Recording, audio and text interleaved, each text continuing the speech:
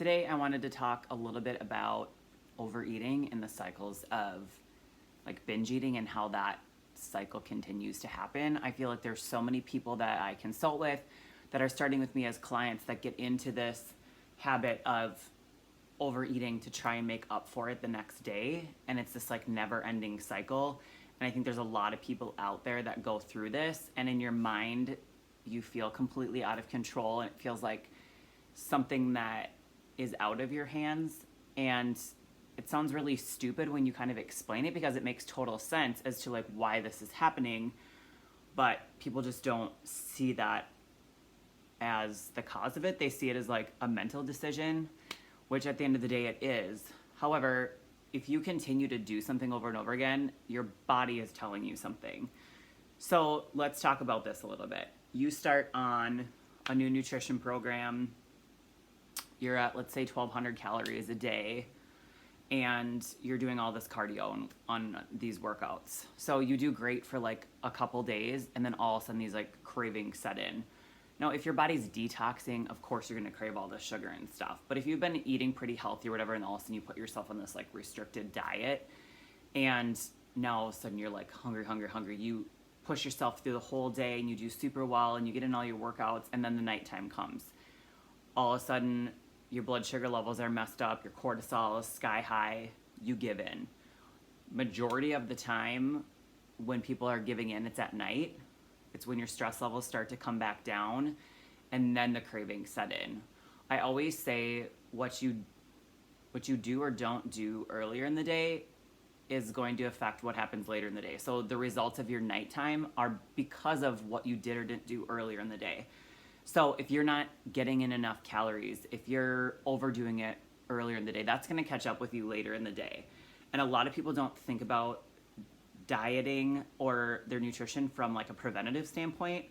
And what needs to happen is you need to keep yourself in enough of a balance where your body's in a good place. You're supporting your system and your metabolism enough so that when it comes to the night, your body isn't completely stressed out. Because at the end of the day, you're not going to last long, and you're not going to drop if that's how your body's feeling like every single night.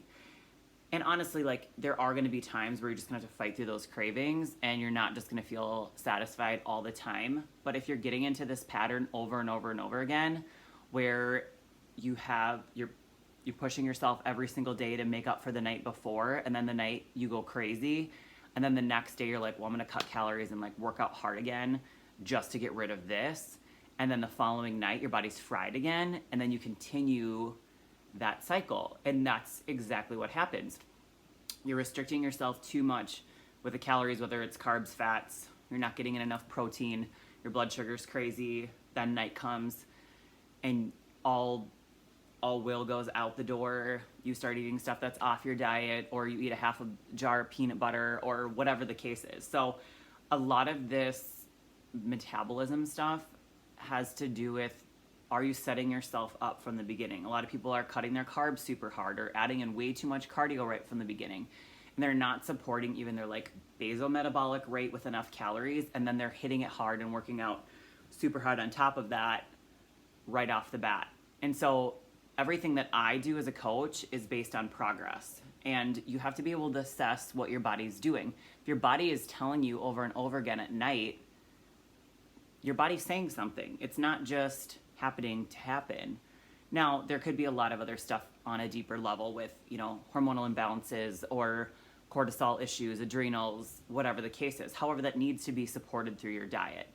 And with these videos, it's not for me just to like try and sell my services or anything like that, but I just really truly want to educate people, because I think for a long time, a lot of people they just struggle with this. And it's something I struggled with for a really long time after my first show. Like I dieted so hard, and then when I got done with the show, like I had zero control over my eating. Well, like my body was so stressed out that it continued to crave all this stuff. My hormones were trying to balance, and they needed the fat, they needed the nutrients.